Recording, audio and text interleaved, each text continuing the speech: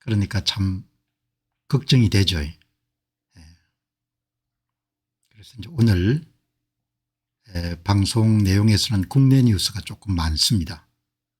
돈을 이렇게 써가지고 뭐 특별하게 이런 분야에 조회가 없더라도 수입에 비해 가지고 지출을 매년 120조 150조 이렇게 해서 나라가 지탱되겠습니까? 힘들죠. 힘들 겁니다.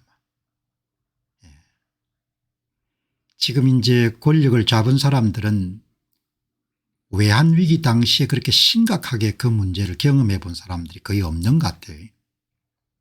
그러니까 매년 이제 뭐 한 150조 정도 지면은 8년이면은 1200조 정도 되잖아요. 감당이 안 되는 거죠. 돈 가격은 뭐 형편없이 떨어질 거고. 자, 여러분 이제 오늘 한국 문제 보시면은 재정 지출이 이제 폭발하는 거죠. 폭발. 내년도에 121조 정도를 더 쓸 모양입니다. 수입에 비해 가지고. 그러니까 뭐 이제 나라 일 하는 사람들이 고민했겠지만 나라 돌아가는 걸 보게 되면은 저 양반들이 진짜 겁이 없구나 하는 생각이 드는 겁니다. 돈 빌려주는 사람이 왕인데 아주 오랜만에 한 경제신문의 사설에 국가 신인도 문제 없겠냐 이렇게 이야기했는데 오랜만에 이름 등장하는 그런 용어입니다. 국가 신인도. 저는 뭐 자주 사용해 왔고 오늘 전체 예산안을 갖고 이제 도배를 했네요. 대부분 신문이. 한 경제신문을 보게 되면 슈퍼 예산에 내년 나라 빚이 1400조 230만 소상공인에게 25만 원씩 이재명 정부 지역화폐 24조 발행 지원한다. 막 그냥 돈을 쓰는 겁니다. 이제 은발에 오줌 누는 식으로 돈을 나눠주는 거죠. 그 돈이 그냥 다 그냥 먹고 쓰고 그렇게 없어져 버리는 거죠. 재정 성수 효과가 굉장히 낮은 그런 거죠.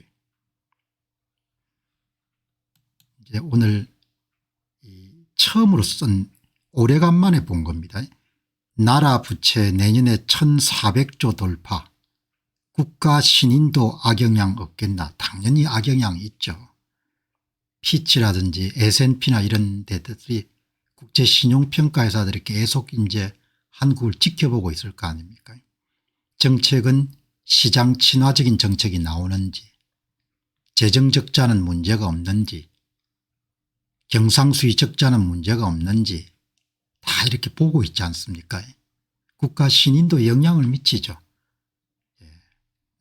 영향을 내년에 2026년에 1415조 2029년에 1789조 얼마나 늘어는가 합니까. 한 200조 이상 정도 늘어가는 거네요. 많이 돈 쓰겠죠. 쓰는 이 재주가 돈 쓰는 것밖에 모르는 사람들이니까 돈을 벌어본 경험들이 별로 없지 않습니까. 돈을 1억 버는 것이 얼마나 어려운지 이런 거 잘 모를 거예요. 그러니까 참 어려운 길로 가는 거죠. 여기 보면 이제 또 다른 경제신문이 728조 슈퍼 예산 나라 빚 1400조 돌파 국채 수입 연평균 4.6% 증가. 국채 수입이 어떻게 4.6% 증가하는지 잘 이해가 안 되는 것이 일단 법인세가 안 거두지지 않을 것이고 그다음에 이제 개인 소득세도 임금 성장이 정체가 되니까 그렇게 늘어날 게 아닌데 성장률이 여러분들 1%도 안 되는 나라에서 예산 증가율이 4.6%가 되는 거죠. 성장률이 1% 안 된다는 이야기는 세수가 정상적인 경우 같으면은 뭐 1% 내외라고 그렇게 볼 수가 있지 않습니까. 그런데 국채 수입이 연평균 4.6% 증가할 것이다. 내년 국채 수입이 올해보다 18조 2천억 정도가 늘어날 것이다.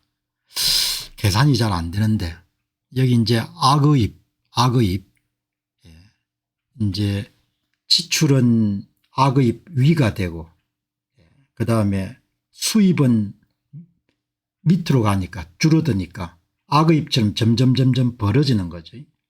일본이 이제 지난 한 30년간 그렇게 경험했으니까.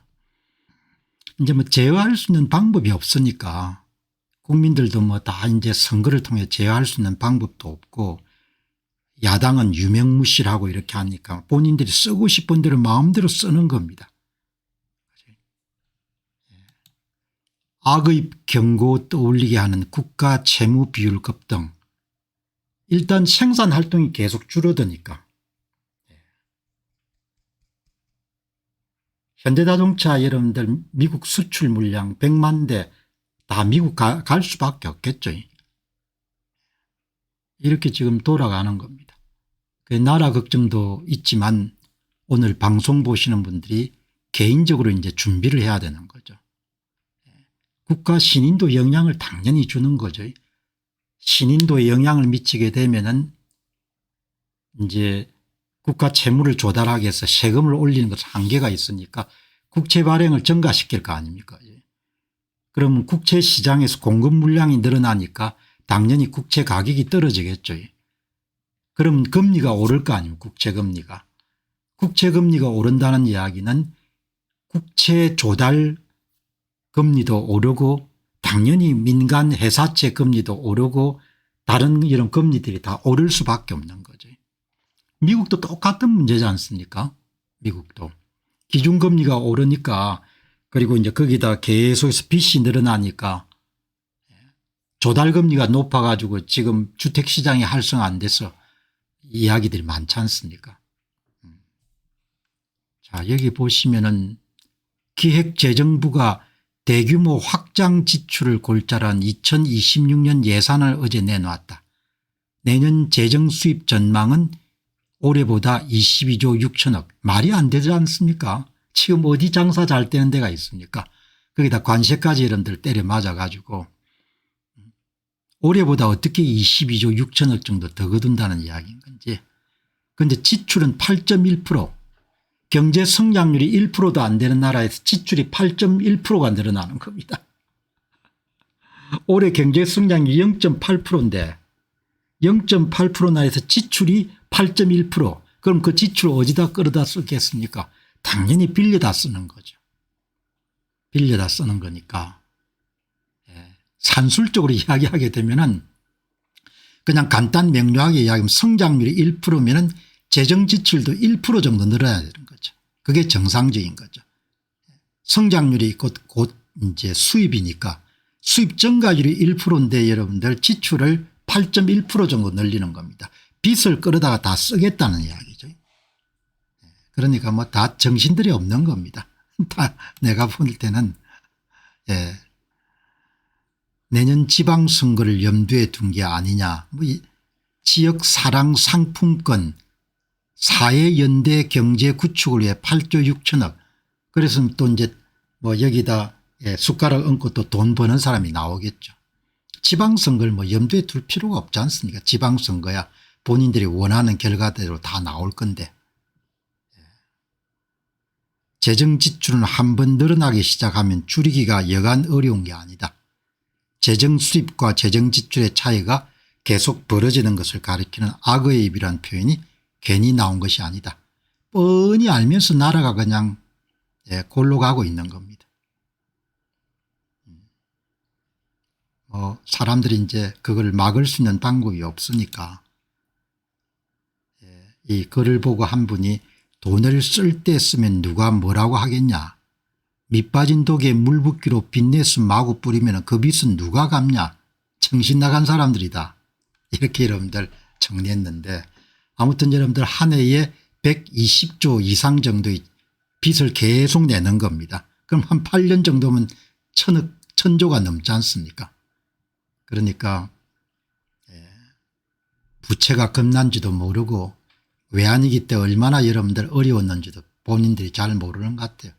신도가 낮아지게 되면 조달금리가 올라가 이러면 전부 다 고생을 하지 않습니까? 그런데 한국 사람들은 뭐 어떻게 해볼 도리가 없는 것 같아요. 마지막까지 가가지고 채권 단위 여러분들 지출을 줄여라 그때까지 아마 갈 것 같습니다. 그러니까 이제 인플레이션이 굉장히 많이 심해질 것이고 이제 자산 가치를 어떻게 방어할 것이냐 그런 과제는 나라 일 못지않게 개인적으로 굉장히 중요한 거죠. 돈 가치가 계속 떨어지는 겁니다. 그냥 가는 게 그냥 이렇게 보이는 거지 않습니까? 그죠? 관성에 따라 가지고 이런 걸 보고 뭐 그냥 뭐 잘한다 잘못한다 이런 문제를 떠나 가지고 이제 개인적으로 어떻게 대비를 해야 될 것인가 이런 문제를 막을 수가 없을 겁니다. 여기 이제 권력을 잡은 사람들이 대부분 국가주의에 굉장히 익숙한 거죠. 예산을 써가지고 나라를 부흥시킨다. 사업 부흥이 아니고 예산 부흥이 그런 관점에 아주 익숙하기 때문에 마지막에 터질 때까지 부채가 터져가지고 아우성이 발생할 때까지 아마 제가 볼 때는 돈을 쓸 겁니다. 그런데 한국 사람들은 권력을 잡은 사람들을 제어할 수가 없고 이제 유일하게 남은 제어 수단은 S&P라든지 피치라든지 이런 국제신용평가회사가 이제 등급을 낮추는 수준까지 가겠죠. 그럼 그때는 이제 병이 아주 깊은 겁니다. 병이 아주 깊은 상태이기 때문에 그러니까 외압에 의해 가지고 지출을 줄일 수밖에 없는 이제 그런 상황까지 갈 것이다. 저는 그렇게 보고 있습니다. 돈을 겁나게 뿌리는 겁니다. 겁나게. 자원을 낭비하게 되면은 그냥 지나가지 않지 않습니까? 엄청난 그런 행보를 받는 거죠. 여기 이제 오늘 한 중앙지가 잘 분석했네요. 4년간 채무 487조 원 급증. 아마 중장기 재정계획에 따르게 되면은 이번 정부가 재임하고 있는 4년간 487조 원이 급증한다니까 거기다 이제 경기가 좀 안 좋으면은 추경 같은 걸 몇 번 더 짜고 하면은 500조 600조 정도 육박하겠죠. 그러니까 내일을 별로 생각 안 하는 겁니다. 그냥 본인들 있는 동안에 그냥 폼 나는 일 그렇게 하는 거죠. 나라가 완전히 거들날 것 같아요. 나라가. 그러니까 뭐 제가 아주 부정적인 이야기를 그냥 계속 만들어서 하는 거 아니고 지금 이게 4년간 국가 채무가 487조 원인데 이게 최소치일 거라고요.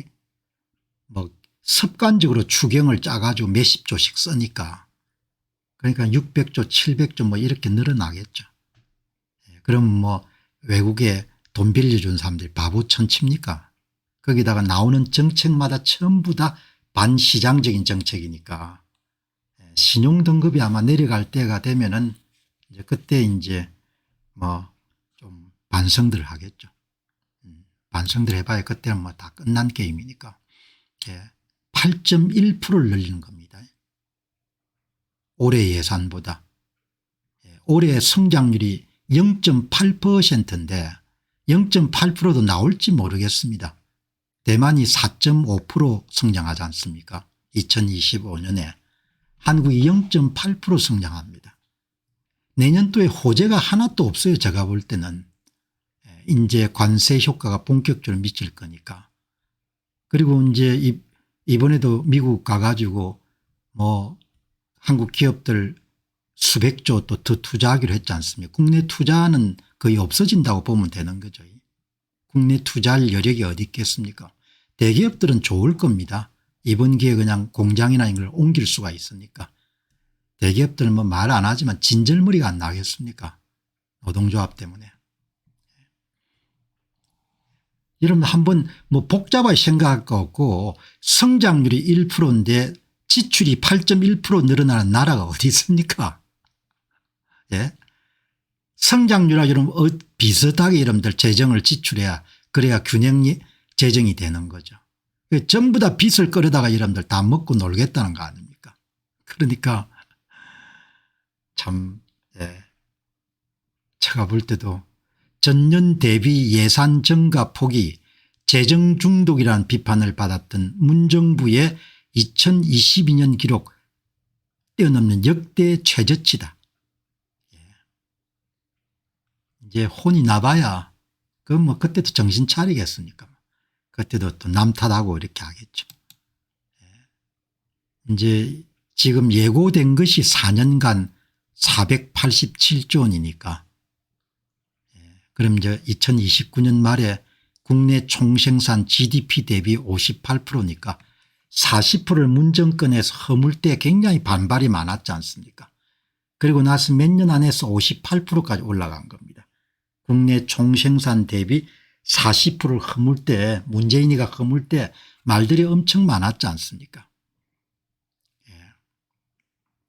연평균 나라빚 증가 속 규모가 121조 7,500억이니까 문정부에서 81조 4천억이었으니까 1.5배 정도 더 쓰는 거죠. 나라가 완전히 거들날 겁니다. 한국은 뭐 내세울 수 있는 산업이 이제 반도체 정도가 남은 거니까 돈을 어디서 벌 겁니까. 대기업들은 잘 됐습니다. 대기업들은 이번 기회에 아마 현대 기아자동차는 그냥 작심하고 옮길 겁니다. 뭐 여기서 할 수 있는 방법이 없으니까 이제 돈 가치가 아주 빠르게 하락할 겁니다. 돈 가치가. 그래서 제가 방송에서 투자 섹션에 달러와 자산 문제를 계속 거론하는 이유가 돈 가치가 어마어마하게 빠르게 이러면 하락할 거니까.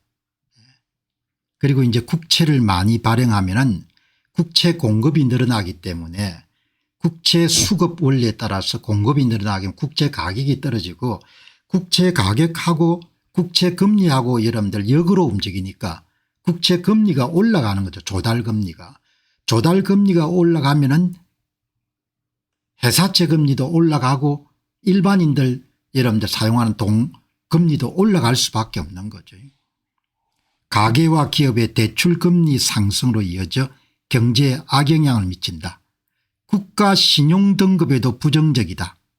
국가 신용 등급에도. 이게 여러분 염라대왕입니다. 국가 신용 등급. 그래도 여러분들 한국 사람들은 정치 권력을 제어할 수 있는 힘을 다 빼앗겼지만 외국인들이 이제 여러분들 평가를 할 겁니다. 외국인들이. 그러니까 외국인들이 이제 구원주가 되겠죠.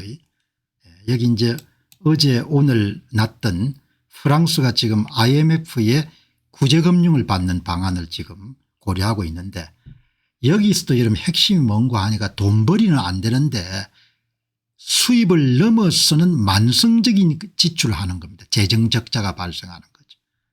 이건 뭐 병입니다. 병. 막을 수가 없는 겁니다. 프랑스 재정위기 심각 총리가 IMF 구제금융 거론할 정도다. 재정적자 규모가 5.8% 되니까 수입보다 이러면 5.8%를 더 쓰는 겁니다. GDP 대비해 가지고. 그게 뭐 나라가 어떻게 견디겠습니까.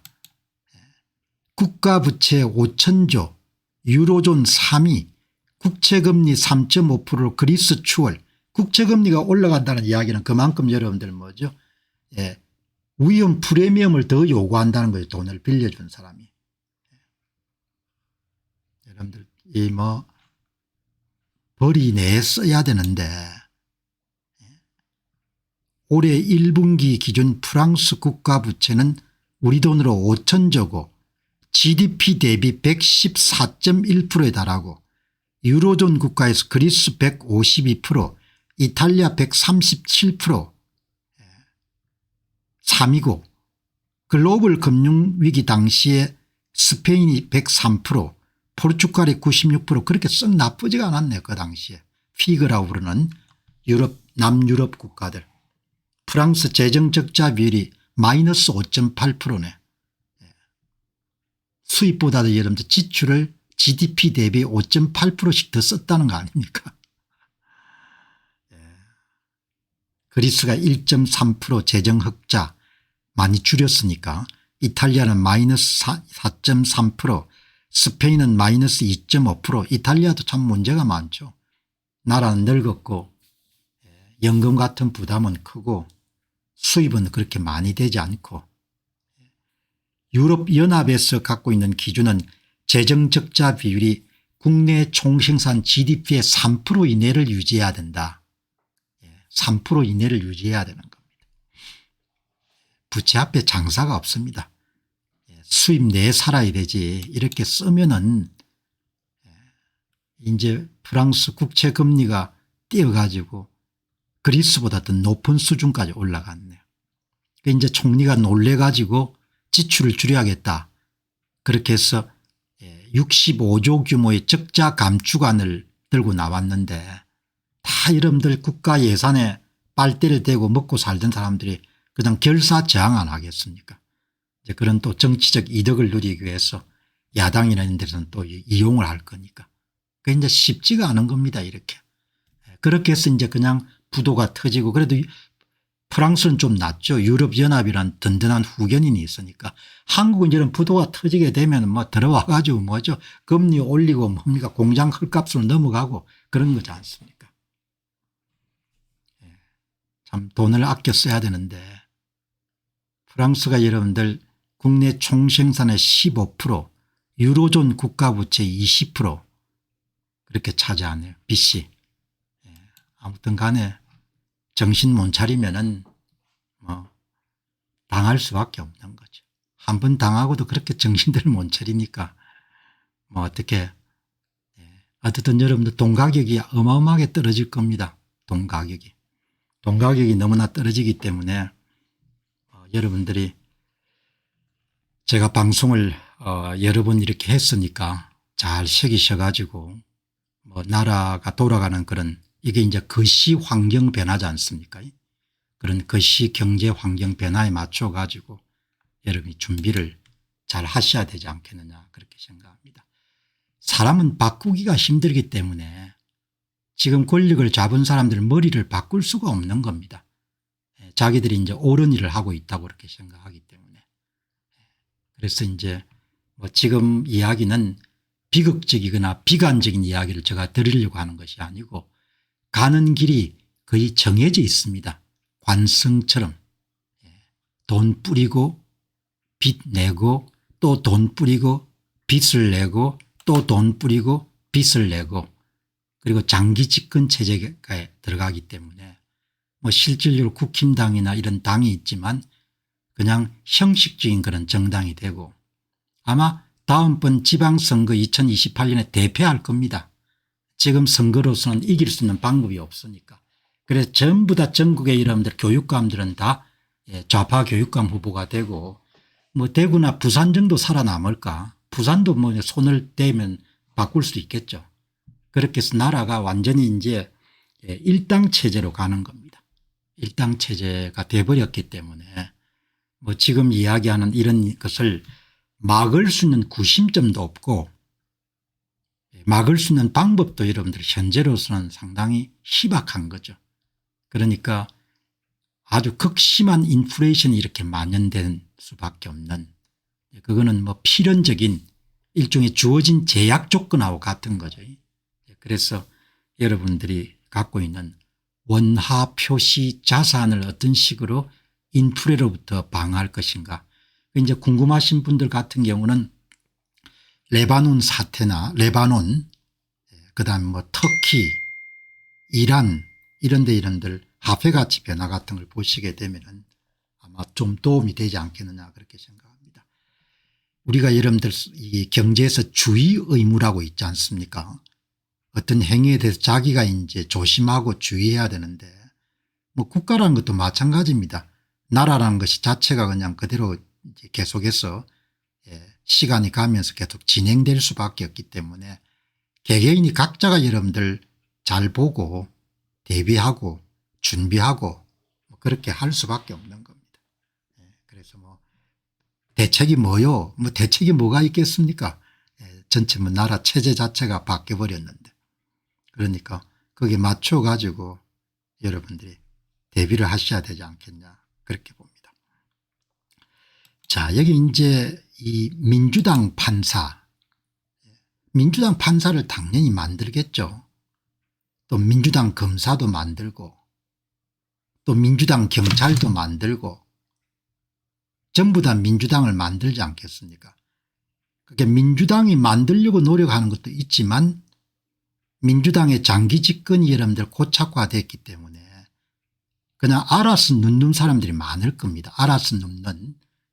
스스로 민주당 영원한 민주당 판사가 되기로 결심하는 사람도 수없이 나오고 민주당 군인, 민주당 검사, 민주당 경찰, 민주당 대학 교수, 민주당 기자 이렇게 여러분들 전부가 돌아가는 겁니다. 왜? 사람들이 합리적이기 때문에 정권 교체 가능성이 아주 낮고 이 체제가 4년이 갈지 40년이 갈지 400년이 갈지 모르겠다는 본인 나름대로 베팅할 거 아닙니까? 아, 그냥 이쪽에 줄을 서는 게 낫겠다. 그렇게 여러분들 돌아가는 거죠. 그러니까 민주당 판사를 굳이 만들 필요도 없는 겁니다. 왜냐하면 전부 다 민주당 판사가 될 거니까. 그죠? 민주당 판사가 되는 그런 시대를, 그리고 또 한국인들이 조금 눈치가 빠르죠. 눈치가 빠르기 때문에 줄을 빨리 바꾸는 겁니다. 줄을. 그렇게 이제 보시면 좋은데, 이제 오늘 이걸 제가 특별하게 다루는 것은 오늘 조선일보의 사설에 민주당 검사로 부족해서 민주당 판사까지 만들 건가. 왜 못 만드는데? 우리 세상이 됐는데. 다 만들죠. 민주당 뭐 검사만 만들겠습니다. 민주당 판사, 민주당 경찰, 민주당 교수, 민주당 기자 전부 다 여러분들 다 만드는 겁니다. 그리고 이렇게 한국 역사를 보게 되면은 그 시대가 바뀌면 눈치들이 빨라가 전부 다 뭡니까? 그냥 바람만 불어도 다 눕습니다. 그쪽으로. 그쪽으로 다 눕기 때문에 전부가 언제 그쪽에 줄을 서는가 싶을 정도로 전부가 여러분들 줄을 섭니다. 정규제 보시기 바랍니다. 정규제 그냥 그대로 줄 서지 않습니까? 조갑제 보기 바랍니다. 그대로 줄 서잖아요. 난 내 눈에는 뭐 선의로 해석하시는 분도 계시지만 저는 줄을 선다 이렇게 저 사람들 진짜 빠르네, 줄 빨리 서네 이렇게 생각이 들지 않습니까? 앞으로 자리 한 달이 뭐 다 없겠죠. 뭐. 이렇게 여러분들 지금 돌아가는 겁니다. 한국은 뭐 어깨 힘주고 우리가 남이가 뭐 이런 식으로 하지만 있죠. 그냥 신용등급 낮춰버리면 그걸로 그냥 끝장나는 겁니다. 그러니까 뭐 지금 이제 민주당 사람들은 그런 걸 가혹하게 안 당해 봤기 때문에 아 우리가 이제 다 잡았다 뭐 이렇게 생각할지 모르겠지만 그냥 신용등급 낮추면 잡은 게 뭐가 잡았어. 그냥 박살이 나는 거죠. 민주당 판사들이 당연히 등장하죠. 그런데 이번 이제 이 사람들이 젊기 때문에 바쁘죠. 바쁘니까 빨리 민주당 판사를 만들어 가지고 한덕수도 감방에 쳐넣고 뭡니까 윤석열이는 저는 감방에 영원히 있도록 그렇게 만들어야 되는 겁니다. 그러니까 시간 조금 있으면 전부 다 민주당 판사가 될 건데 그걸 기다릴 수가 없는 겁니다. 이제 그 내용이 나온 겁니다. 민주당이 내란 특별재판부 신속 설치를 결의했다. 다음 달 4일 법사위에 특별재판부 설치를 근데 진짜 만드는 겁니다. 민주당 특별재판부를 만드는 겁니다. 내란 특별법은 논의한다고 한다. 최근 법원이 한덕수 전 국무총리에 대한 구속영장을 기각했는데 그 결과가 마음에 들지 않는다는 이유다. 전부 다 내 눈에는 판사들이 태반이 뭐지 벌써 민주당 쪽에 줄을 섰는데 민주당 사람들이 생각할 때는 판사들이 내란범에 동조하는 인간들이 많다. 그래서 판사들도 싹쓸이해야 되니까 우리가 내란 특별재판부를 설치하겠다. 이렇게 나오는 겁니다. 민주당 의원들은 한덕수 전 총리 구속영장 기각뿐만 아니고 조희대 대법원장의 이재명 대통령 공직선거법 위반 사건 유죄 취지 파기 환송 결정도 특별재판부를 만들기로 결정하는 데 영향을 미쳤다. 특별재판부로 만들어 가지고 거기에 이제 본인들이 좋아하는 판사를 배치한 다음에 그냥 주문자 상표 부착 방식으로 본인들이 원하는 판결을 다 받아내는 겁니다. 그러니까 한국에서는 이제 앞으로 공정하고 객관적이고 중립적인 그런 재판을 받을 가능성도 점점 옅어지는 겁니다. 그러니까 특히 시국 사건 같으면은 당연히 집권층이 원하는 대로 판결을 내릴 수밖에 없는 겁니다. 민주당 경찰, 민주당 검사, 민주당 국정원, 민주당 기자, 민주당 판사원이 얼마나 여러분들 행복하겠어요. 전부가 민주당이니까. 사법부가 마음에 들지 않으니까 자기들의 입맛에 맞는 재판부를 만들겠다고 고백하는 편이 나을 것이다. 아니 조선일보가 그렇게 글을 쓴다. 그래 너희들 어떻게 할 건데 우리가 다 잡았는데. 너희들이 이제 꼼짝할 수 없잖아. 너희들이 뭐 선거권을 갖고 있어? 우리들이 다 결과 만드는데 이렇게 생각할 거 아닙니까? 그러니까 이렇게 이러면 세상이 그냥 바뀐 겁니다. 바뀌었기 때문에 이제 바람만 불어도 다 여러분들 들어 누울 겁니다. 그러니까 나라의 기계나 결이 있는 것은 이제 없어지는 겁니다. 좀생이들만 전부 다 살아가지고 이번에 여러분들 야당의 당대표 경선할 때 여러분들 사람들 보이는 태도 보시기 바랍니다. 전부 다 좀생인 겁니다. 그냥 나이가 그렇게 들었어도 다 줄대는 겁니다. 그쪽에 특별하게 눈에 벗어나지 않게끔. 그죠? 그렇게 여러분들 그렇게 이제 돌아가는 겁니다. 보면은 민주당은 이미 지난달 특별재판부 설치가 골자인 내란 특별법을 발의해 놓은 상태다. 일단 내란 특별법 내란을 다 정했으니까 거기에 맞춰서 판사들이 다 판결을 내리라는 겁니다. 12월 3일 비상계엄 관련 사건을 서울중앙지법과 서울고법에 설치된 특별재판부가 전담하도록 하는 내용이다. 법안에는 민주당 의원 115명이 이름을 올렸다. 정청래도 취임 직후에 판사들이 내란 종식의 걸림돌이자 회방꾼이라고 국민들이 생각하면 당연히 특검처럼 특별재판부를 구성할 수밖에 없다. 그러니까 대법관 숫자도 늘리고 한국은 삼권이 완전히 일체화된 사회가 된 겁니다. 한국은 삼권 일체 사회가 된 거죠. 남 탓할 필요가 없습니다. 다 협조했으니까. 다 국민들이 알게 모르게 다 협조한 거죠. 그렇게 해서 체제가 완전히 바뀐 겁니다. 이제 그거를 인정 안 하려고 하니까 괴로운 건데 그걸 다 여러분들 이제 내가 6월 달에 여러분들 선거 끝나고 완전히 손을 터는 거예요. 그때 이해하신 분도 계시고 그렇지 않은 분도 계실 겁니다. 내가 손을 딱 턴 거는 건 이제 끝났다고 봤기 때문에 손을 턴 겁니다. 물론 투쟁하신 분은 투쟁해야겠지만 내가 그렇게 판단을 내린 겁니다. 제가 그렇게 판단을 내리고 투자하는 것과 딱 마찬가지로 그렇게 판단을 내린 겁니다. 일본 말로 오와리 맞습니다. 이제 끝났구나 이렇게 본 겁니다. 그래서 정리를 한 겁니다. 그래서 방송 방향을 완전히 바꿔버린 거죠. 법원이 한덕수 전 총리 구속영장을 기각한 건 특검의 무리한 수사 때문이다. 그냥 결론이 정해졌으니까 내란 방조제고 뭐고 간에 그냥 결론을 내란범으로 다 몰아야 되지 않습니까? 민주당은 법원의 판단이 마음에 들지 않는다며 특별재판부를 설치한다고 한다.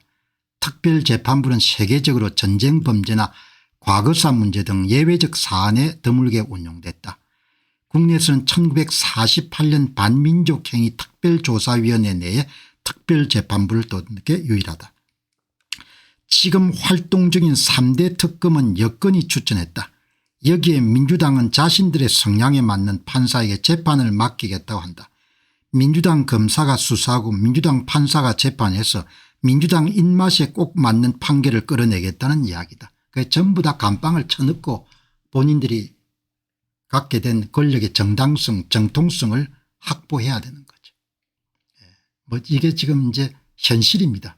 그래서 이제 조선일보가 이렇게 다뤘는데 이 양반들이 이제 세 계급이 된 겁니다. 지배 계급이.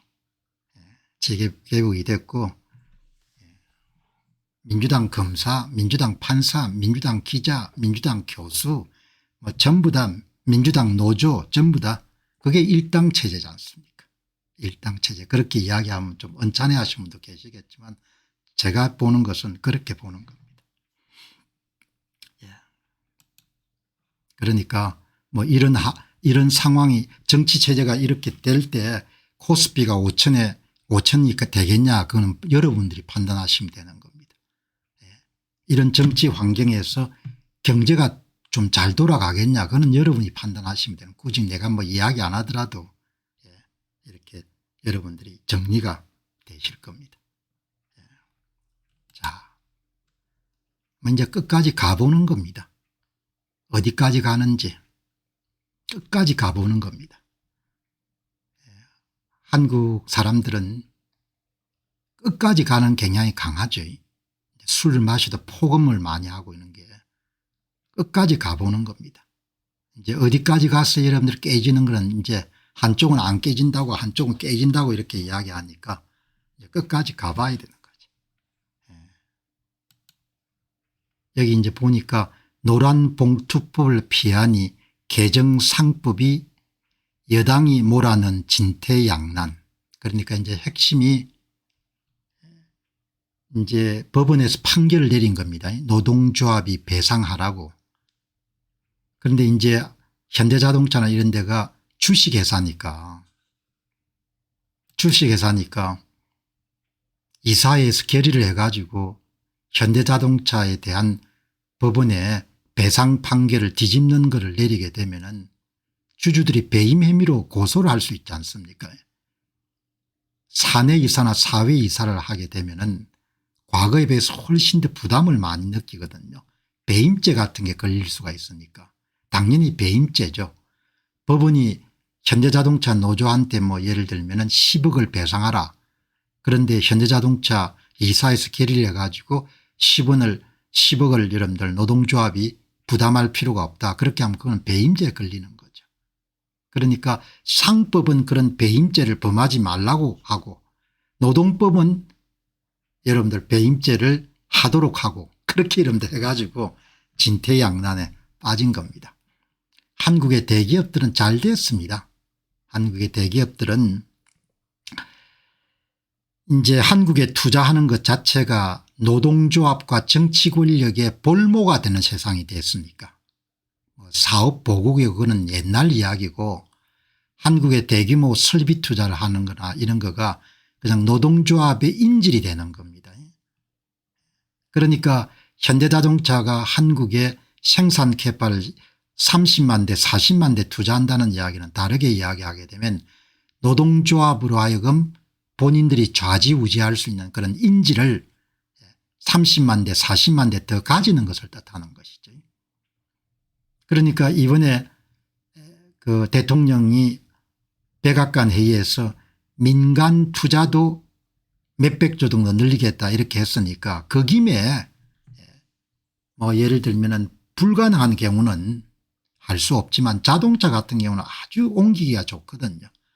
이미 미국에 충분한 생산 설비를 갖고 있고 그다음에 요즘에는 이제 생산 공장들이 점점 자동화가 돼 가니까 여기다 이제 AI 로봇 같은 것까지 활용하게 되면은 그러면 뭐 보스턴 로보틱스 같은 회사를 현대자동차가 투자한 이유지 않습니까? 그럼 굳이 한국의 여러분들 생산 기간을 가질 필요가 없는 거죠. 심한 경우는 뭡니까? 미국에 생산해서 한국에 팔 수도 있는 거죠. 그렇게 지금 돌아가는 거지 않습니까? 그러니까 대기업들은 잘 된 겁니다. 그리고 조금 힘들긴 하겠지만 처음에 그러나 이제 거기 가서 여러분들 뭐 미국 남부에는 또 부품 소재 기업들이 많으니까 한국 기업들에도 많이 진출할 거고 그렇게 하면 그냥 막 노동조합 때문에 골머리 쌓아야 될 필요가 전혀 없는 거죠. 그럼 이제 한국의 노동조합이 좀 나아질 가능성이 있느냐? 없습니다. 한국 사람들은 끝까지 가는 거죠. 뭐 끝까지 그냥 마지막에 그냥 폭파될 때까지 가는 겁니다. 우리가 주작이나 승력을 받아들여 가지고 극단적으로 밀어붙이지 않습니까? 공산주의를 좀 받아들여야 북조선이 끝까지 극단적으로 밀어붙이지 않습니까? 그렇게 지금 돌아가는 겁니다. 돌아가는데 오늘 여기 이제 내용은 여기 보시면은 현대차, 이게 여러분들 현대차 사측이 이 법원의 판결을 받은 겁니다. 노동조합이 200억 원대 손해배상을 하라. 법원이 판결을 내린 겁니다. 얼마나 여러분들 기물을 파괴하고 했으면은 법원의 그 보수적인 법원에서 200억 여러분 판결을 내렸겠습니까? 200억이 큰 돈이니까 정치 권력을 이용해 가지고 이런 200억을 무산시키려고 하는 거죠 지금.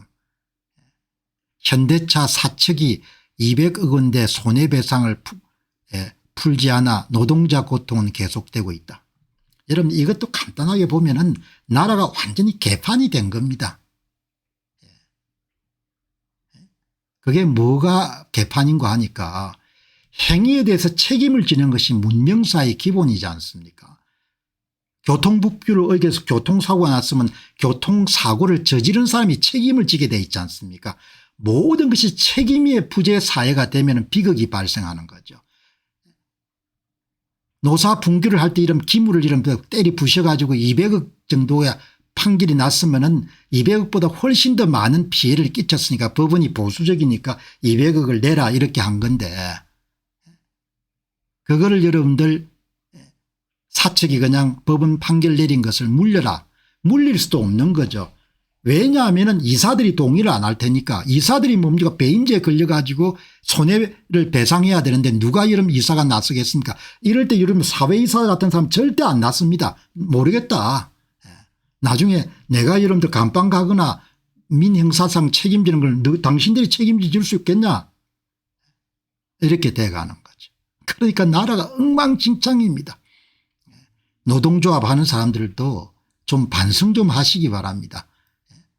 아니 책임을 져야 될 거 아니에요. 책임 안 질 일 같으면 안 해야 되는 거고 이러니 누가 이런 대한민국의 생산 설비 투자하겠습니까? 진짜 여러분들 현대자동차 기아자동차는 진짜 너무너무 행복해야 할 겁니다. 속으로 뭡니까 표정 관리하고 있을 겁니다. 진절머리가 난 겁니다. 이 나라에 대해서. 100만 대 그냥 고스란히 날아가는 100만 대가 날아가면 여러분들 100만 대가 미국으로 이동하면은 100만 대에 의존해가 이런 밥을 먹고 사는 데 내가 볼 땐 수백만 될 겁니다. 어쩌면 사람들이 이런지 경우도 없고 염치도 없고 논리도 없고 합리도 없고 부끄러움도 없고 그냥 땡깡을 뿌리는 겁니다. 땡깡. 땡깡이 이러면 갤론이 뭔가 아니에요. 파멸입니다. 파멸. 일자리가 없어지는 거예요. 관세 15%를 때려가지고 수많은 이런 기업들이 문을 닫을 겁니다. 보세요. 팔면 팔수록 손해가 나는데 회사를 어떻게 운영하겠습니까? 그런 차이 여러분들 이렇게 그냥 사업하는 사람들 그냥 안 죽을 만큼 때리니까 그렇게 이렇게 때려도 안 죽을 거다 이렇게 생각할 겁니다. 죽는데. 여기 이제 그 고민이 있는 겁니다. 보시죠.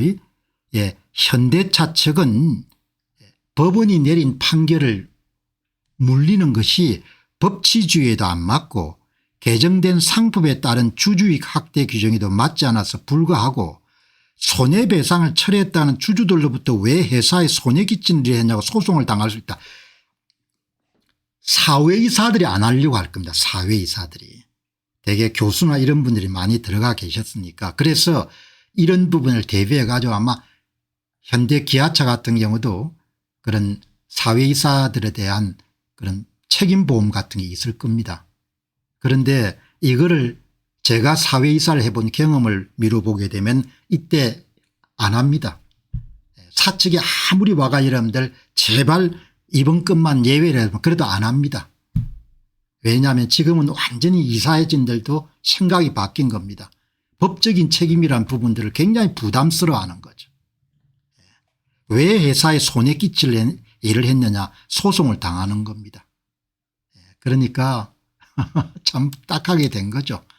하나오션은 하청 노동자를 상대로 470억 원 손해배상 청구 소송을 취하하려고 했지만 하도 여러분들 노동조합이 쪼르니까 한 달째 미루고 있는데 일방 취하를 할 경우에 경영진에 대한 배임죄 고발이 가능하다는 지적이 나와서 이사진 상대로 설득 작업 중인데 노동조합에 대해서도 소치하의 최소 명분으로 앞으로 이런 재발 방지를 하겠다.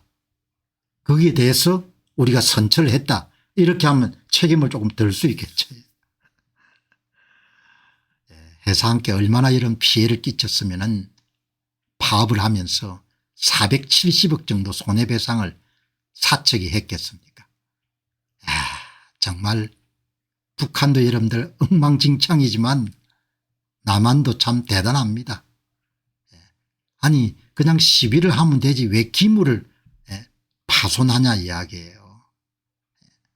내가 현장을 못 봐서 뭐 단정적인 표현을 못 쓰겠는데 사측에서 470억 정도의 손해배상 청구를 노동조합을 상대로 했다는 이야기는 얼마나 여러분들 크게 일을 벌렸으면 이렇게 되겠냐 이야기죠.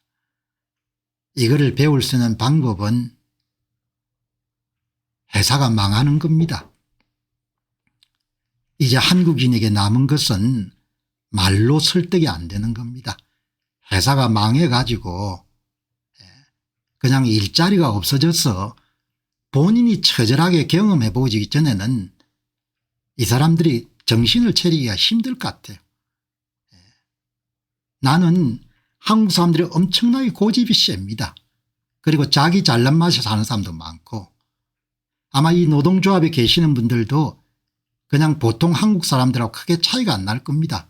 좀 심하면 심했지. 내가 천하의 제일이다. 내가 똑똑하다. 내가 잘났다. 잘나기는 뭐가 잘났습니까? 회사 그냥 망하면 그냥 그걸로 끝나는 거지. 한국에 투자 못합니다. 이제. 한국에 투자할 수가 없는 겁니다. 정부가 한국에 투자할 수 없도록 만들어준 겁니다. 상법을 개정하고 노동조합법을 개정해 가지고 사업가들이 도저히 사업을 할 수 없게끔 그렇게 만들어버린 겁니다. 인류 역사상 여러분 이렇게 국가 권력이 나서 가지고 사업을 못하도록 만드는 나라는 별로 없을 겁니다. 오늘 밤 8시에 방송하는 그런 스페인 이제 등장을 보면 그 아라곤 왕국이라는 데하고 카탈루냐라는 그런 두 개가 합쳐가 아라곤 왕국 연합왕국을 구성했는데 왕이 칙령까지는 발표를 가지고 얼마나 사업하는 사람들이 귀한 사람이니까 이 사람들에 대해서 전적인 보호와 규제를 완화한다 이런 칙령을 여러 차례 왕이 내리더군요. 돈 많이 벌라고 상인들이 돈 많이 벌어 가지고 세금 좀 많이 내라고 그럼 우리가 전쟁을 치르는데 전비가 넉넉하니까 전쟁을 더 잘 치를 수 있다고. 내가 얼마나 감동적인지 그게 여러분 13세기 14세기 이야기입니다. 그러니까 대한민국의 의식 수준이라는 것은 그때보다도 못하는 겁니다. 뭐 이거는 용서받을 수가 없는 겁니다. 개정된 상법은 기업 경영진에게 주주와 회사의 이익을 위해 일할 의무를 강화했는데 불법 파업으로 발생한 손실에 대해서 손해배상을 청구하는 것은 이 의무의 일환이다. 그런데 노란봉투법 이번에 노동법 개정안은 경영진에게 이 손해배상 청구를 제한하거나 심지어 포기하도록 강요하고 있다. 그러니까 두 법이 그냥 서로 충돌하는 겁니다. 엉망진창입니다. 엉망진창. 이제 일자리가 없어져 보면은 고마움을 알겠죠. 제가 여러분에게 자주 말씀드리지 않습니까? 사업가처럼 위험을 부담하는 그런 일을 행할 수 있는 그런 인재가 한 사회가 가질 수 있는 얼마 안 되는 인재풀인 겁니다. 내 같은 사람은 사업을 할 수가 없는 겁니다. 리스크를 안는 것이 너무나 이런 부담스러워하기 때문에 큰 리스크를 안는 것이. 사업가들은 특별한 재능을 갖고 있죠. 그것은 타고났을 수도 있고 후천적으로 배웠을 수 있는데 리스크를 감당하는 그런 능력입니다. 그게 어마어마한 능력입니다. 노동조합에 이름들이 종사하는 사람들이 10만 20만이 되더라도 그 사람들 가운데 그렇게 리스크를 안을 수 있는 사람들은 뭐 손에 꼽을 정도로 적은 겁니다. 그래서 한 사회가 리스크를 감당하고 사업하는 사람들을 귀하게 여겨야 되는 거죠. 굉장히 귀하게. 그런 생각 자체들이 아예 없는 겁니다. 그러니까 우리가 근대 국가를 이뤘지만 사실 의식은 거의 제가 볼 때는 고대 국가 수준 정도밖에 안 되는 겁니다. 법이 있더라도 그냥 법대로 하는 것이 아니고 전부 다 땡깡을 피우는 겁니다. 자, 여러분, 이 깅그리치라는 분은 도널드 트럼프 대통령하고도 아주 친하고 그다음에 연배가 드신 분 가운데 미국의 공화당에 여전히 영향력이 강한 사람이고 그다음 미국의 주류 언론에서도 여전히 나이가 들었음에도 불구하고 글을 받아 쓸 정도로 이 깅그리치란 전 하원 의장이죠. 이 하원 의장의 아버지가 한국전에 참선하신 분입니다. 깅그리치 의장에. 이 하원 의장이 워싱턴 포스트에 기고를 했네요. 그러니까 그 기고를 보게 되면은 최근에 이 대통령 방미권을 들고 일어났던 여러 가지 일을 조금 이해할 수 있는 미국적 시각을 우리가 볼 수가 있는 겁니다. 깅그리치가 한국 상황을 정확하게 이렇게 이야기를 하는 겁니다. 여전히 아주 영향력이 있는 그런 공화당의 원로입니다. 여기 이제 보시면은 뉴트 깅그리치 전 연방 하원 의장이 워싱턴 포스트에 기고해서 한국 내 보수 정당과 교회 지도자에 대한 대규모 압수수색을 거론하면서 이재명 정부의 최근 정치 종교에 대한 전면적인 탄압이 이걸 all out assault라는 표현을 썼네요. 굉장히 표현이 강하네요. 숨이 막힐 지경이다. 숨이 막힐 지경이라고 표현한 겁니다. 이번에 이제 한국의 교계 지도자들이 미국하고 또 이제 많이 연결이 돼 있지 않습니까? 특히 이제 극동방송의 김장환 이사장 같은 경우는 뭐 70년대 80년대 이때 나라가 한참 어려울 때 지미 카터의 이런 주한미군 철수라든지 이런 부분들이 등장할 때 그때마다 이제 항상 미국하고 가교 역할을 많이 했지 않습니까? 뭐가 그렇게 대단한 일이 있는지 모르겠는데 그런 분들 여러분들 사무실을 압수수색을 하고 하는 거는 참 안목이 좁고 젊은 특별검사들이 참 경우가 없다는 그런 생각을 하는 거지. 왜냐하면 우리 전부가 그런 분들한테 상당히 빚을 졌거든요. 김장한 목사 같은 경우는 또 부인이 미국인이었죠. 지금은 아마 국적이 어떻게 되는지 모르겠는데.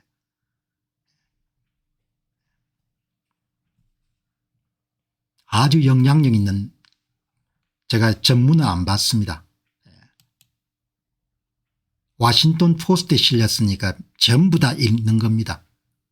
미국의 정치계에 있는 보좌진 의원들 다 읽는 거죠. 새 정부가 정치적 반대자와 종교적 자유 옹호자들을 탄압하는데 이렇게 과격해질지 예상하지 못했다. 레디컬. 저는 충분히 예상을 했는데 이분들은 예상을 못했는 모양이죠. 그래도 여러분들 이번 정부를 지나치게 코너에 몰아넣지 않기 위해 가지고 그래도 이제 확실히 원로네요. 깅그리치가 이야기를 하면서 강하게 이야기하게 되지만 또 이 정부를 이렇게 좀 옹호하는 듯한 그런 표현을 균형을 유지하려고 노력했네요. 미군과 협의 없이 합동기지를 급습한 오만함 에러건스 이는 표현은 엄청나게 강한 표현입니다. 지난달 위승락 국가안보실장이 워싱턴 DC를 방문했지만 카운터파트인 마코 루비오 국무장관을 만나지 못하고 귀국한 원인이 됐다고 얘기했다. 정확하게 표현한 거죠. 미국의 정계의 속사정을 이렇게 이해하는 겁니다. 어마어마하게 불편했던 겁니다. 이어 트럼프가 한국 내 사태의 심각성을 보고받은 뒤에 소셜미디어의 트루스 소셜에 한국의 숙청 퍼즈나 혁명이 벌어지고 있는 것 같다는 글을 올렸다고 주장하면서 트럼프 대통령이 이 대통령과의 회담에서 이 문제를 직접 언급했기 때문에 이 대통령은 자신의 정부가 미국의 강력한 반발을 불러일으킬 길을 가고 있다는 사실을 모를 리가 없다. 영어 표현에서 퍼즈란 표현을 제가 옛날에 유학을 가기 위해서 영어 공부를 할 때 다 외운 단어 다음에 여러분들 퍼즈를 대통령처럼 그렇게 고의지게 사용한 것은 이번이 처음인 것 같습니다. 이제 한국인들은 한국어는 뉘앙스가 잘 알지만 영어 뉘앙스를 알기가 힘들지 않습니까? 레볼루션이나 숙청 퍼즈라는 그런 단어는 미국 단어로도 어마어마하게 뉘앙스가 강한 단어인 거죠. 그걸 미국의 도널드 트럼프 대통령을 만나기 전에 3시간 전에 이런 거를 쓴 겁니다. 그 단어를 주목해야 되는 거죠. 이번 한미 회담에서 가장 중요한 것은 한미 회담이 있기 전 3시간 전에 트럼프 대통령이 트루스 소셜에 올린 그게 가장 중요합니다. 그게 본인이 갖고 있는 인식인 거죠.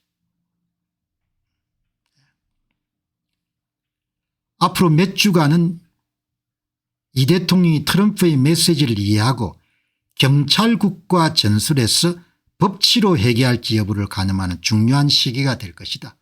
미국 정부가 지켜볼 것이다 이야기인 거죠. 어떻게 하는지 귀국해 가지고 미국은 80년에 걸쳐 그 법치를 이루게 노력해왔다. 한미 정부 간 미래에 있어서 중요한 순간이다. 여러분 미 합중국이 80년 넘게 했지 않습니까? 1800 알렌이 언제 왔는지 모르겠는데 좀 가물가물한데 1880년대 제중원 의사였던 알렌 언더우드 100년이 넘은 겁니다.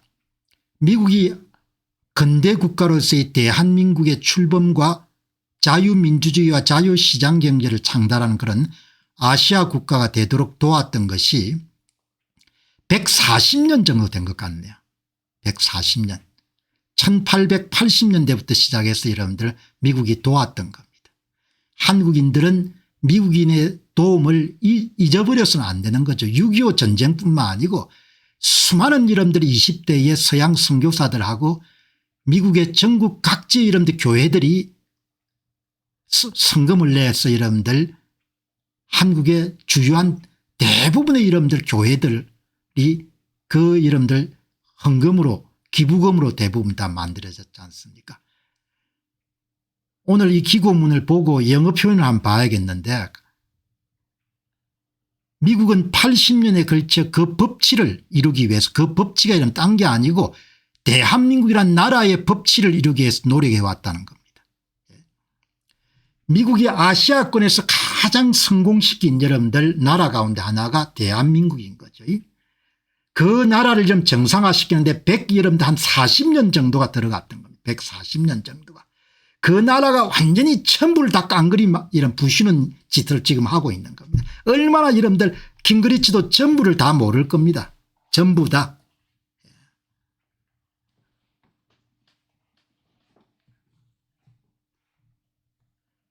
아시아에서 가장 화려하게 여러분들 자유민주주의를 꽃피우고 자유시장 경제를 꽃피워 가지고 전 세계 여러분들 개발도상국에게 등대처럼 삐처럼 그렇게 여러분들 대라고 한국의 물심양면을 지원한 겁니다. 그 은공을 전부 다 이런 까부시고 이제는 선거까지 엉망진창이 돼버린 그런 상태가 되고 수십 년 동안 여러분 나라가 어려울 때마다 미국의 조야 여러분들 연결해 가지고 대통령이 좀 가면 대접을 받을 수 있겠던 그런 김장한 목사나 이런 사람들 사무실 이름 압수수색하고 얼마나 여러분들 지저분한 짓인 겁니까? 나는 여러분 그거를 보고 여의도의 순복음교회 여러분들 담임 목사에 대한 그런 그걸 보고 참 어떻게 이렇게 사람들이 악랄할까. 특별검사직에 있는 사람들이 젊은 사람들이라고 하지만 어떻게 사람들이 이렇게 악랄할까. 악랄한 겁니다. 악랄함. 그분들이 얼마나 노력을 했습니까. 지미 카터 이름들 주한 미군을 철수할 때도 온갖 방법을 다 동원해가 설득을 하고 그렇게 했지 않습니까. 어떻게 이렇게 은공을 모르냐. 아무리 역사 공부를 안 했다고 하더라도. 경찰 국가 전술에서 법치로 회귀할지 여부를 가늠하게 하는 중요한 시기가 될 것이다. 또 이제 건방이 넘치니까 완장찬 사람들 안에는 미국을 우습게 여기겠죠. 미국을 잘못 건드리면 박살이 납니다. 박살이.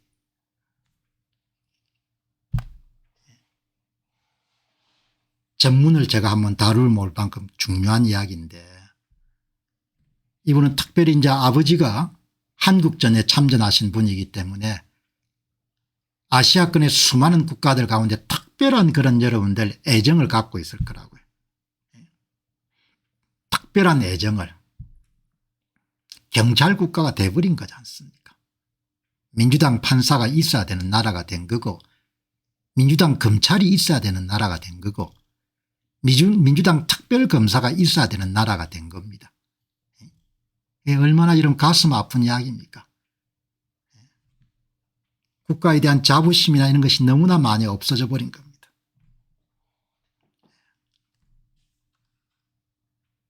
오늘 여기 도널드 트럼프 대통령을 정확하게 이해를 해야 됩니다. 이분을. 이분은 실행력이 아주 뛰어나고 굉장히 스마트한 사람입니다. 그래서 대충 여름 넘기고 이렇게 할 수가 없죠. 왜냐하면 지금 하는 모든 일을 보더라도 전체 틀도 본인이 잡지만 동시에 아주 세부적인 문제까지 여러분들 본인이 다 업무를 다 장악하고 있는 겁니다. 그래서 대충 여러분들 퉁치고 그냥 넘어갈 수 있는 사람이 아닌 겁니다. 보복도 여러분들 무자비하게 하지 않습니까. 인도 모디 총리하고는 상당히 절친한 사이지만 그냥 크게 관세를 때리지 않습니까. 한국인들은 더 정직해야 됩니다. 정직해져야 되고 정말 이대로 가면은 진짜 골로 갈 겁니다.